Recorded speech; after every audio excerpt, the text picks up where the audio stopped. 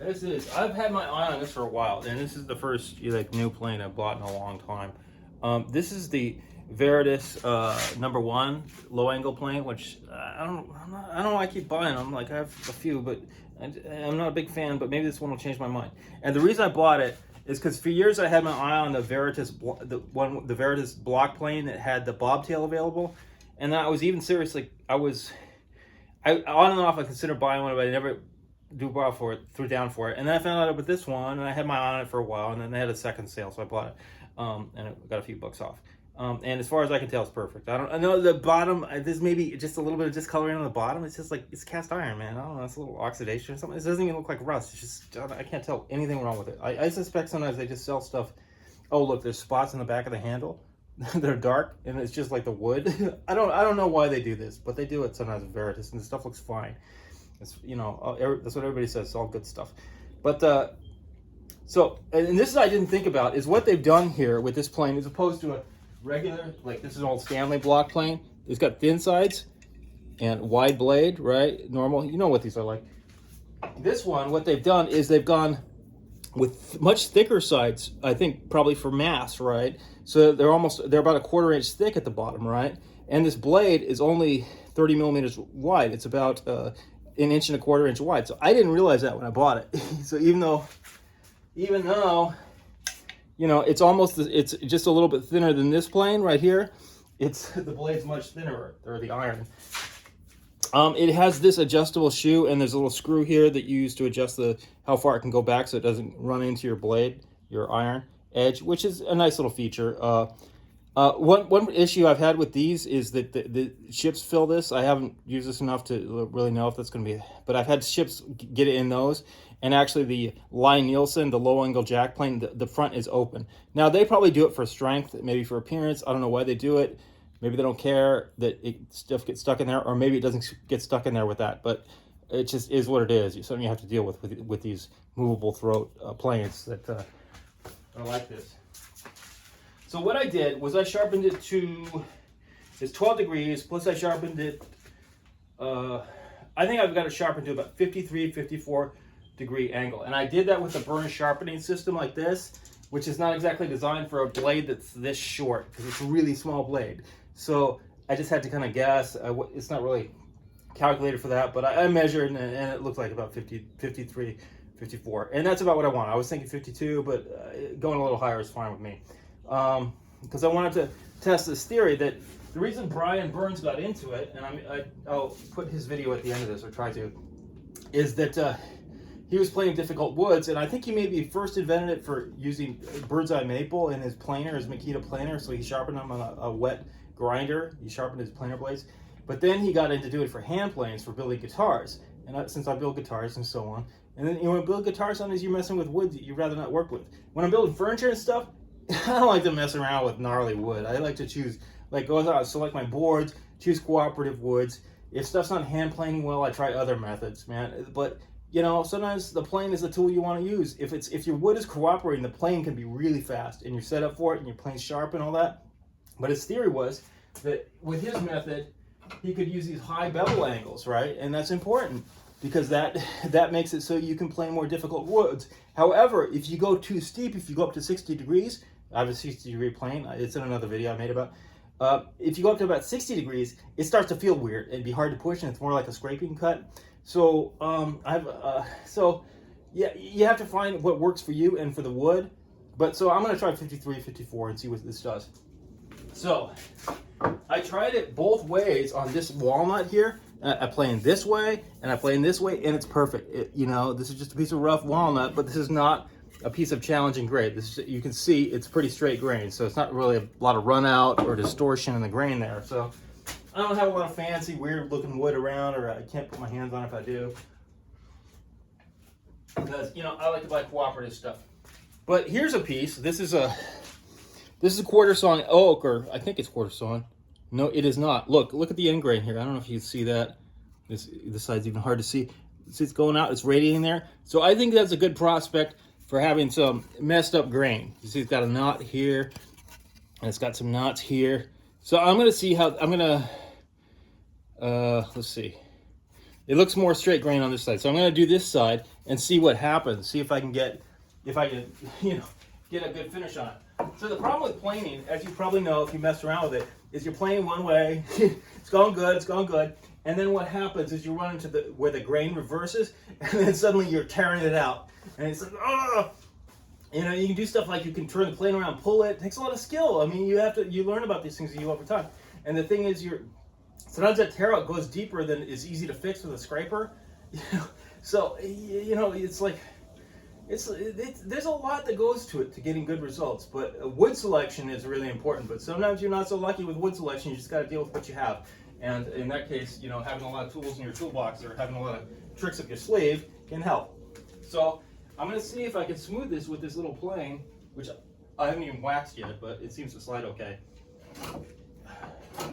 And I got it. Let's see. I don't think it's quite set quite deep enough to cut on this. I'm going to adjust it a little bit. And people do this different ways. I can kind of feel with my finger, but another way to do it is you can look at the light. You can look at it catching the light.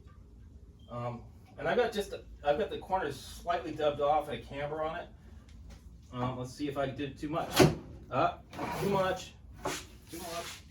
You want it just right. It's hard to get it just right so the plane engages with the cut. I mean, if you mess with planes, you know this, but if you haven't messed with planes a lot, I'm just telling you. You know, you want to engage with the cut, but not too much, because then it tears out. You know, and it depends a lot on your wood. And remember, I'm trying to plane against the grain. You know, I'm trying to make this hard for me, because this is a situation that comes up. And all right, it's going good this way, and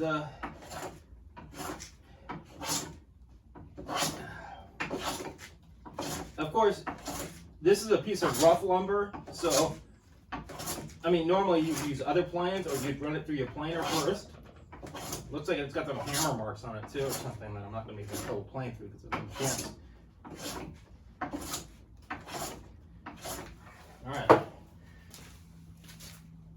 All right, look at that. All right, so I was planing this way. Now I'm going to turn it around. I'm going to plane the other way. Okay, we'll see what we get. Because that's the test, right? Can you just turn it around? Because that's a test if you're good, whether your angle's great. I think I've also read that 45 is about the best for edge retention, or maybe a little shallower, like with your standard block plane. So when you go steeper, it means the edges don't stay as sharp as long, but they also scrape more. So you know, it's just something you get a feel for and figure out what you need to do, how you're gonna deal with things as they come up. But if your tools are limited, you got to learn how to work with what you have. And Brian Burns sharpening system, this double bevel sharpening, it's a great system for learning how to do this. And now you can buy the book still for like $10 from Brian. I think he'll ship you a copy. You can also buy some like his version of a guide like this, which is better. His version is cool, but I never bought it because it's, you know, it's kind of expensive. It's $100. You can get the system, you can get the box and have him make it for you, or you can make your own like I did, just from the book, you know.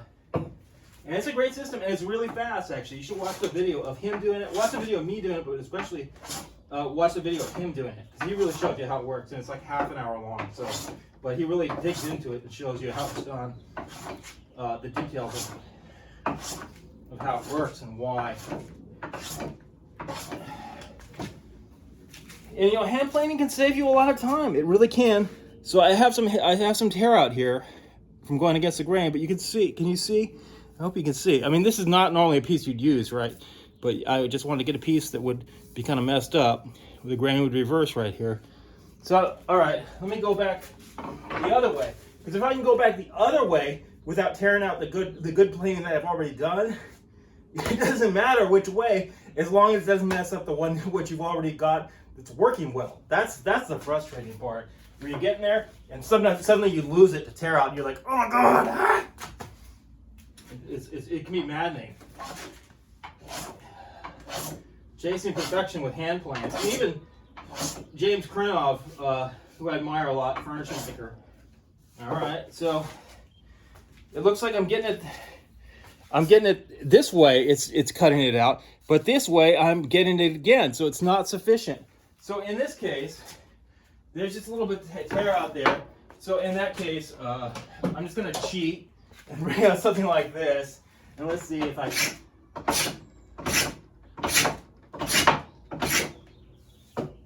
You know, and that's dealing with a little bit.